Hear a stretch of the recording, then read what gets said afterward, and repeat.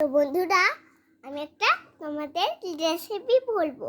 আগে ভালো করে পনিরটা ধুয়ে নিতে হবে, তারপর ভেজে নিতে হবে, তারপর একটু নুন ছুটিয়ে দিতে হবে, তারপর একটু ছেঁকে নিতে হবে পনিরটা, তারপরে আদা বেটে নিতে হবে, তারপর নুন দিতে হবে, তারপর একটু আলু দিতে হবে, তারপর আদা বেটে নিতে হবে, ঠিক আছে?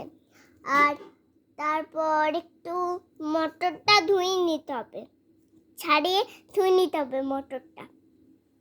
তারপর পনিরের সাথে একটু ভেজে নেবে এরকম করে।